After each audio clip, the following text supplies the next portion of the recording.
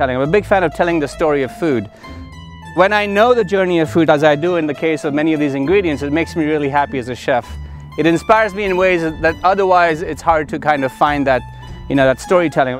In my opinion, art is universal. It comes in all sorts of forms, as you know. And somebody once told me a long time ago, it's all art. There's good art and there's bad art, but it's all art.